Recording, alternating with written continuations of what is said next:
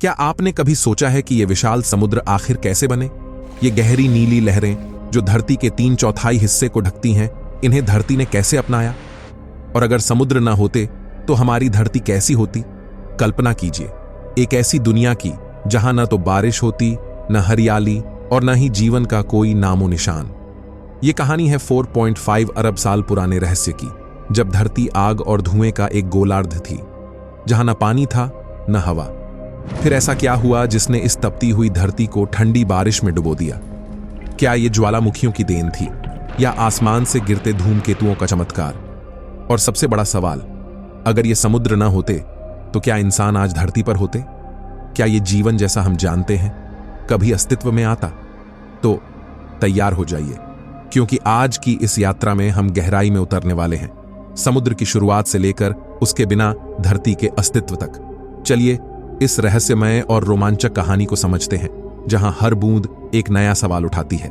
Video को अंत तक जरूर देखें, क्योंकि इसका अंत आपको चौंका देगा।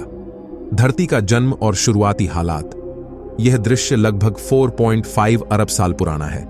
धरती के जन्म का समय। क्या आप कल्पना कर सकते हैं कि तब धरती कैसी दिखती होगी? एक बेकाबू आग का गोला जो चारों ओर धुएं, लावा और उबालती हुई तरल धातु से घिरा हुआ था। यहां न हवा थी, न पानी और न ही कोई जीवन का नामो निशान। हमारी धरती उस समय अपनी पूरी जिंदगी का सबसे कठिन दौर देख रही थी। आसमान में हर तरफ ज्वालामुखी फट रहे थे और जमीन के नीचे विशाल आग की लहरें धधक रही थीं। यही कारण था कि कोई भी पानी या जीवन का अस्तित्व यहां असंभव था। लेकिन फिर धरती के इस अराजक रूप में बदलाव की शुरुआत होती है। धरती का गर्म लावा धीरे धीरे ठंडा होने लगता है और पहली बार धरती का ठोस खोल बनता है, यानी धरती का पहला क्रस्ट बनता है। लेकिन अब भी यहां जीवन की कोई उम्मीद नहीं थी। इसके बाद धीरे धीरे ज्वालामुखियों से गैसों और भाप का उत्सर्जन होने लगता है। यही भाप आसमान में उठकर बादल बना देती है। अब धरती के ऊपर एक मोटा वायुमंडल बन चुका था, जो सूरज की गर्मी को धरती तक आने से रोकता था। यह वातावरण एक तरह से गर्मी को धरती की सतह तक चुपके से पहुंचाता था। अब बात करते हैं पानी की। क्या आप सोचते हैं कि इस भाप से पानी कहां आया? क्या यह पानी धरती पर अपने आप आ गया था? नहीं, बल्कि यहां से शुरू होती है धरती के सबसे महत्वपूर्ण रहस्यों में से एक। यह भाप धीरे धीरे ठंडी होने लगी और बारिश के रूप में धरती पर गिरने लगी। इस पानी ने धरती की सतह पर गहरे समुद्रों की शुरुआत की। लेकिन यह बारिश कोई साधारण बारिश नहीं थी। यह 1000 सालों तक लगातार गिरती रही। आज भी हम इसे पानी का पहला प्रवाह मानते हैं, जो धीरे धीरे धरती पर समुद्रों का निर्माण करता है। इन महासागरों की गहराई में छुपा हुआ था भविष्य का जीवन। तो आपको यह जानकर हैरानी होगी कि अगर उस समय बारिश न होती या अगर यह पानी धरती पर न आता तो क्या होता? शायद आज हम यहां न होते, क्योंकि जीवन के लिए पानी की आवश्यकता है। यह बारिश का सिलसिला पूरी दुनिया में फैला और धीरे धीरे धरती के महासागरों और झीलों का गठन हुआ। इन समुद्रों में छिपी हुई एक नई दुनिया का जन्म हुआ और यह वही समय था जब पृथ्वी पर जीवन का पहला कदम रखा। तो दोस्तों, इस धरती के शुरुआती दिनों में न कोई हरा भरा जंगल था, न किसी प्राणी की आवाजें। सब कुछ शांत और अंधेरा था, सिवाय इन महासागरों के, जो धीरे धीरे धरती को एक नया रूप दे रहे थे। और यही वो समय था जब समुद्रों ने धरती को पानी दिया और जीवन की शुरुआत के लिए रास्ता खोला। पानी की असली कहानी क्या है, चलिए जानते हैं। अब तक तो आप यह जान चुके हैं कि धरती पर पानी कैसे आया, लेकिन क्या आपने कभी सोचा है कि यह पानी असल में कहां से आया था? कौन से रहस्यमयी स्रोत थे जिन्होंने धरती को जीवन देने के लिए इतना विशाल जलाशय दिया? इस सवाल का जवाब हमें कुछ अद्भुत वैज्ञानिक सिद्धांतों में मिलता है। पहला स्रोत है ज्वालामुखीय गैसें। जब धरती के भीतर उबालने वाले लावा ने ज्वालामुखी फूटने शुरू किए तो उसके साथ भारी मात्रा में गैस और भाप का उत्सर्जन हुआ।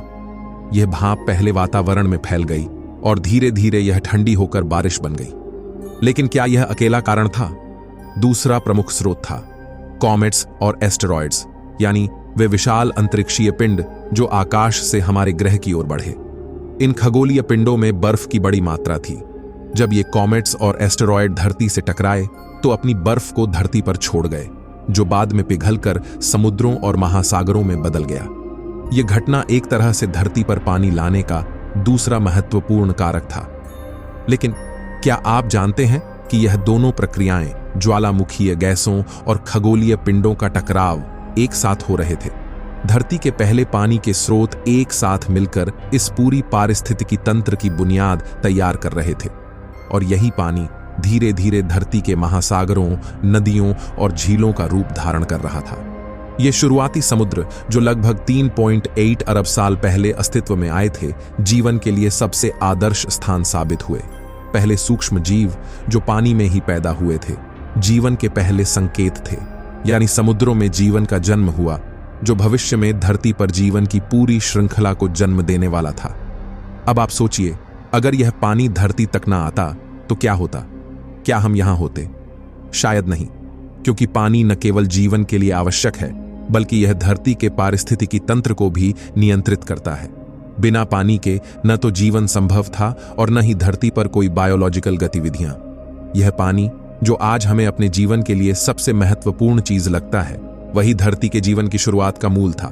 अगर यह पानी न आता तो शायद हम आज तक धरती पर मौजूद न होते।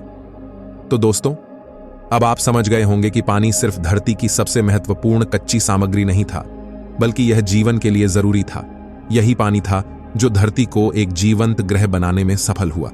अब अगला सवाल आता है, समुद्रों का वास्तविक महत्व क्या था और वह कैसे जीवन के विकास में सहायक बने? समुद्र का विज्ञान क्या है, चलिए जानते हैं। अब तक तो आपने ये जान लिया कि समुद्र का जन्म कैसे हुआ और पानी धरती पर कैसे आया, लेकिन क्या आप जानते हैं कि समुद्र केवल पानी का विशाल भंडार नहीं है? इसके अंदर एक अद्भुत और अदृश्य दुनिया छिपी हुई है, जो धरती के पारिस्थितिकी तंत्र को नियंत्रित करती है। समुद्र का विज्ञान बहुत जटिल और दिलचस्प है। जब हम समुद्र की बात करते हैं तो हमें कई पहलुओं को समझना पड़ता है। उदाहरण के तौर पर, क्या आप जानते हैं कि समुद्र धरती के तापमान को नियंत्रित करने में अहम भूमिका निभाता है? समुद्र का सबसे बड़ा योगदान यही है कि यह सूरज से आई गर्मी को अवशोषित करता है और धरती के तापमान को संतुलित करता है। समुद्र का पानी दिन भर सूरज की गर्मी को सोखता है और रात में इसे धीरे धीरे छोड़ता है। इस प्रक्रिया को हम कहते हैं थर्मल रेगुलेशन, यानी तापमान का संतुलन बनाए रखना। बिना समुद्र के धरती पर तापमान इतना बढ़ जाता कि जीवन का अस्तित्व असंभव हो जाता। अगर धरती का तापमान नियंत्रित नहीं होता तो ना तो बारिश होती, न जीवन के लिए आवश्यक संसाधन मिलते। यही कारण है कि समुद्र धरती के कूलिंग सिस्टम की तरह काम करता है। अब बात करते हैं समुद्र के एक और महत्वपूर्ण पहलू की, जल चक्र। क्या आप जानते हैं कि समुद्र का पानी सिर्फ समुद्र में ही नहीं रहता? यह पूरे पर्यावरण के साथ एक अद्भुत चक्र का हिस्सा है, जिसे हम जल चक्र कहते हैं। समुद्र से पानी वाष्पित होकर आकाश में पहुंचता है और बादल बनाता है। फिर यह बादल धरती पर बारिश के रूप में गिरते हैं और नदियां और झीलें बनाती हैं। यह चक्र लगातार चलता रहता है, जिससे पूरे ग्रह पर जीवन को बनाए रखने के लिए पानी की आपूर्ति होती रहती है। समुद्र की लहरें और हवाएं इस जल चक्र को संचालित करने में मदद करती हैं। अगर समुद्र न होते तो यह चक्र भी रुक जाता और धरती पर पानी की कोई आपूर्ति नहीं होती। यही कारण है कि बिना समुद्र के जीवन का कोई अस्तित्व नहीं हो सकता था। लेकिन समुद्र का योगदान यहीं खत्म नहीं होता। समुद्र हमारे जीवन में मौजूद सभी जीवों के लिए एक तरह से घर है। समुद्र में लाखों प्रकार के जीव रहते हैं, जो हमारे लिए भोजन, ऑक्सीजन और जीवन के दूसरे जरूरी संसाधन मुहैया कराते हैं। क्या आप जानते हैं कि समुद्र के अंदर जो छोटे छोटे सूक्ष्म जीव रहते हैं, वही जीवन के पहले रूप थे और उनका योगदान आज भी धरती पर जीवन को बनाए रखने में महत्वपूर्ण है। समुद्र केवल एक जलाशय नहीं है, बल्कि यह जीवन की संजीवनी शक्ति है। यह न केवल मौसम को प्रभावित करता है, बल्कि सभी जीवों के लिए भोजन और जीवन के आवश्यक तत्व प्रदान करता है। समुद्रों के बिना न तो जलवायु का संतुलन बनता, न खाद्य श्रृंखला का कोई अस्तित्व होता।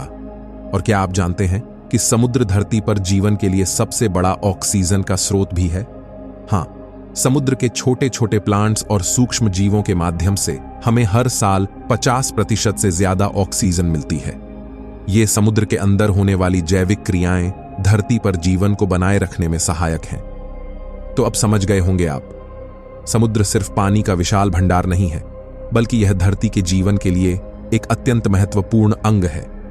यह जीवन को बनाए रखने के लिए आवश्यक तापमान, पानी, भोजन और ऑक्सीजन का स्रोत है।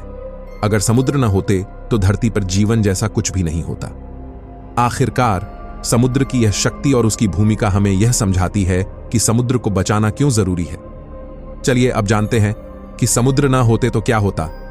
अब तक हम यह जान चुके हैं कि समुद्र ने धरती पर जीवन का आधार रखा और इसे संतुलित बनाए रखा। लेकिन अगर कभी ये समुद्र ना होते तो क्या होता? अगर धरती पर महासागर, नदियां और समुद्र का अस्तित्व न होता तो जीवन की कहानी कुछ और ही होती। क्या आप तैयार हैं इस कल्पना से चौंकने के लिए? सबसे पहली बात, बिना समुद्र के धरती का तापमान असहनीय रूप से बढ़ जाता। समुद्र सिर्फ पानी का विशाल भंडार नहीं, बल्कि धरती के एयर कंडीशनर की तरह काम करता है। जब सूरज की किरणें धरती पर पड़ती हैं, तो समुद्र इसका अधिकांश हिस्सा अवशोषित करता है और गर्मी को समाहित कर लेता है। लेकिन अगर समुद्र न होते तो सूरज की गर्मी धरती पर बिना किसी रोक टोक के बिखर जाती और यह एक जलते हुए रेगिस्तान में बदल जाती। और अब सोचिए, जीवन के लिए जरूरी पानी कहां से आता? अगर समुद्र न होते तो जल चक्र कैसे चलता? आप कहेंगे बारिश होती, लेकिन क्या आप जानते हैं कि बिना समुद्र के बारिश भी नहीं हो सकती? समुद्र से ही तो पानी वाष्पित होकर बादलों में बदलता है और फिर बारिश होती है। बिना समुद्र के न तो नदियां होती न ही बारिश।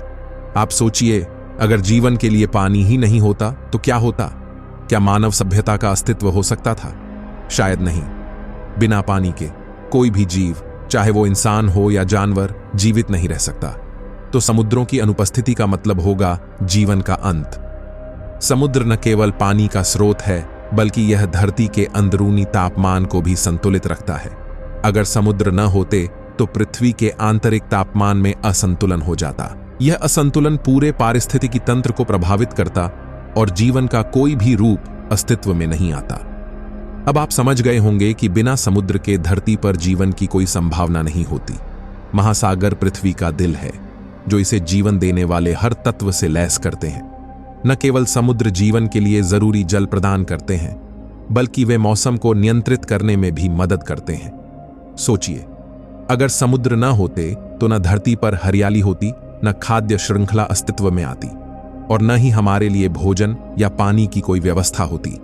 जलवायु असंतुलित हो जाती, पृथ्वी का तापमान अत्यधिक बढ़ जाता और जीवन का अस्तित्व असंभव हो जाता।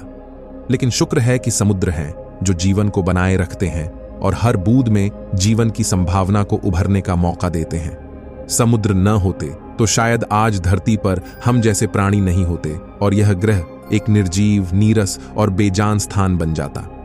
तो दोस्तों, अब आप समझ चुके होंगे कि समुद्र न होते तो धरती पर जीवन का कोई अस्तित्व नहीं होता। यही कारण है कि हमें अपने महासागरों और जल स्रोतों की रक्षा करनी चाहिए, क्योंकि समुद्र सिर्फ जल का भंडार नहीं, जीवन का मूल है। आपको इस वीडियो से कितना कुछ नया सीखने को मिला, हमें जरूर बताएं। और अगर आपने अभी तक हमारे चैनल को सब्सक्राइब नहीं किया है तो तुरंत सब्सक्राइब करें, ताकि आपको ऐसे और भी दिलचस्प वीडियो मिलते रहें। तो दोस्तों, आज आपने जाना कि समुद्र का जीवन में कितना महत्वपूर्ण स्थान है। बिना समुद्र के हम नहीं होते, हमारा जीवन नहीं होता। समुद्र हमारे गृह की आत्मा है और यही कारण है कि हमें इसे बचाकर रखना चाहिए। अगर आपको ये वीडियो पसंद आया हो तो एक लाइक जरूर करें और अपने दोस्तों के साथ इसे शेयर करें। हम आपकी राय जानने के लिए इंतजार करेंगे, इसलिए नीचे कमेंट्स में बताएं कि आपको ये जानकारी कैसी लगी। अगर आप चाहते हैं कि हम आपको ऐसे और दिलचस्प वीडियो में लेकर चलें, तो हमारे चैनल को सब्सक्राइब जरूर करें और बेल आइकन दबाना न भूलें, ताकि कोई भी नई जानकारी आपसे छूटे ना। हम अगले वीडियो में फिर मिलेंगे। तब तक के लिए अपना ख्याल रखें और हमेशा समुद्र की तरह गहरे और शांत रहें। धन्यवाद।